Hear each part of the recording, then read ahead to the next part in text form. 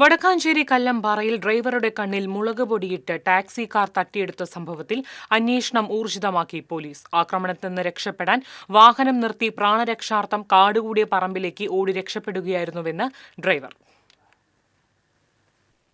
CCTV camera ദൃശ്യങ്ങൾ കേന്ദ്രീകരിച്ചാണ് അന്വേഷണം നടക്കുന്നത്. കഴിഞ്ഞ ദിവസം വൈകിട്ടാണ് സംഭവം. മുണ്ടത്തിക്കോട് സ്വദേശി തെക്കൂട്ട് വിനോദിന്റെ കാറാണ് തട്ടിയെടുത്തത്. ആലുവയിലേക്കെന്ന് പറഞ്ഞാണ് മെഡിക്കൽ കോളേജ് ആശുപത്രി പരിസരത്ത് വാടകയ്ക്ക് ഓടുന്ന വിനോദിന്റെ കാർ പ്രതികൾ വിളിച്ചത്. കുറാഞ്ചേരിയിൽ നിന്ന് ഒരാളെ കൂടി കാറിൽ കയറ്റുവാനുണ്ടെന്ന് പ്രതികൾ വിശ്വസിപ്പിച്ചു. വെളപ്പായ ബീവറേജിലെത്തി മദ്യം വാങ്ങിയ ശേഷം തെക്കുംകര ഭാഗത്തേക്ക് പോകാൻ നിർദ്ദേശിച്ചു. ഇതിനിടെ കുറാഞ്ചേരിയിലെ പമ്പിൽ നിന്നും 500 രൂപയ്ക്ക് ഡീസൽ അടിച്ചു.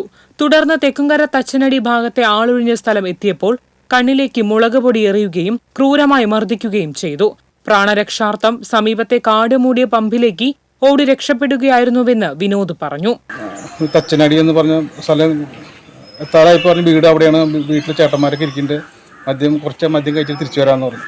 അങ്ങനെ തച്ചനടി ഭാഗത്തെത്തിയപ്പോൾ വണ്ടി ഇവിടുന്ന് കഴിക്കാമെന്ന് പറഞ്ഞ് വണ്ടി നിർത്തുന്നതോട് കൂടിയിട്ട് ബാക്കിൽ നിന്ന് ഒരാൾ മുളക് പൊടി മുഖത്തേക്ക് ഒരു പിടി മുളക് പൊടി എടുത്തിട്ട് മുഖത്തേക്ക് എറിഞ്ഞു. അപ്പോൾ പെട്ടെന്ന് ഞാൻ കണ്ണടച്ചുകൊണ്ട് മുഴുവൻ കണ്ണിലേക്ക് ആയില്ല, കുറേ തലയിലേക്കും കുറേ മേത്തേക്കൊക്കെ ആയത്. അപ്പോഴേക്കും അവരടി തുടങ്ങി. ഇടിക്കാനും പുറത്ത് തലയ്ക്കൊക്കെ അടിക്കാൻ തുടങ്ങി.